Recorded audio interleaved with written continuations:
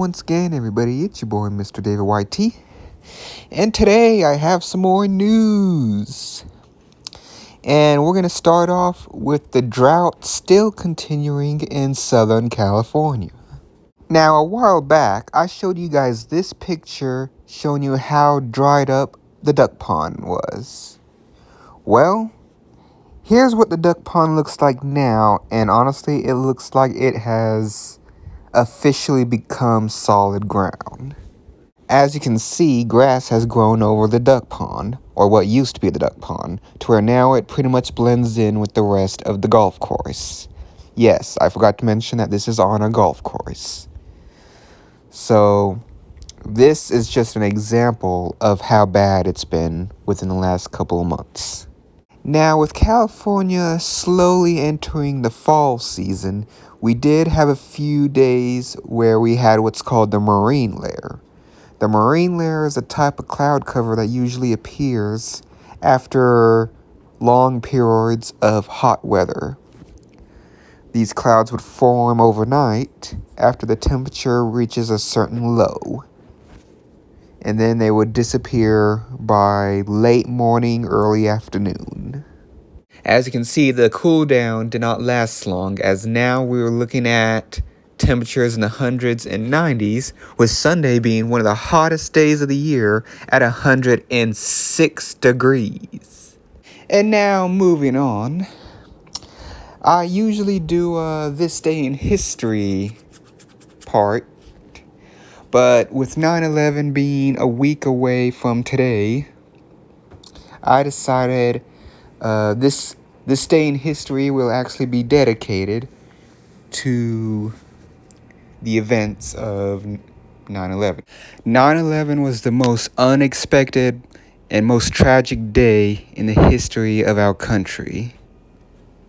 These events took place 20 years ago on September 11th, 2001. I was 8 years old when it happened. I remember it was early morning over in Washington State, and I was living with my mother and my sister at the time. And the three of us just sat there for hours all day watching as the events unfolded. They were talking about it all over the news. Every single news channel talked about what had happened. The events. Now, because I was 8 years old, I didn't fully understood what was going on. I thought that the pilots of these planes were just idiots who didn't know how to fly. But after I got older, I finally came to the understanding that it was an attack. And I don't really believe it, really, but there are actually shows or cartoons that made a reference to 9/11 before it happened, that they predicted it almost.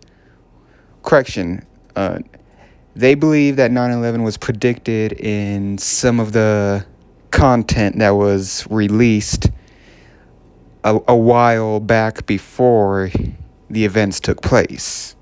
Take a good look at this picture from an old Johnny Bravo episode. As you can see, there's a picture of a burning building with the words "coming soon," which is on the wall of what I believe is a movie theater. In an episode of The Simpsons, we see another reference to 9/11 on the cover of a New York magazine with the number 9 next to the dollar sign, which is supposed to be like $9, I guess, and a picture or an image of the Twin Towers in the background, placed perfectly to where it almost spells out 9/11. And now we have what looks like an old book cover, that really, really gives off a disturbing image of what would have been a prediction of 9/11. As you can see, the one of the towers is completely destroyed with lots of people falling to their death. If that's not an accurate prediction, I don't know what is. Here's one last image that gives out a clearer, slightly clearer prediction.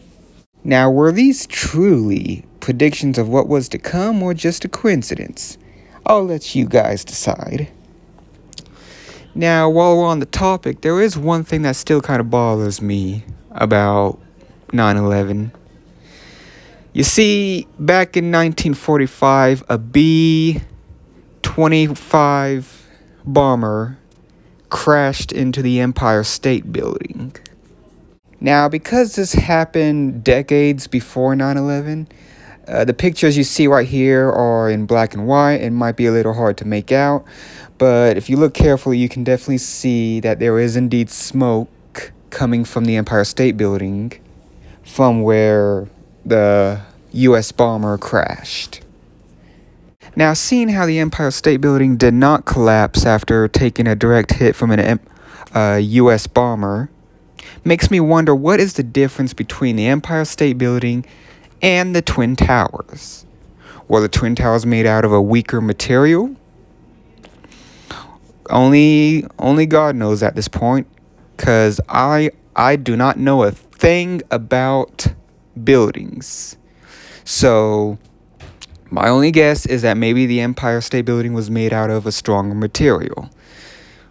That, or maybe the plane that crashed into it didn't have as much fuel as the modern jets did several years later.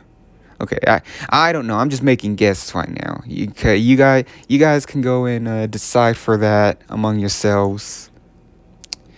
But yeah, history is pretty interesting when you compare it with another piece of history that we are currently remembering.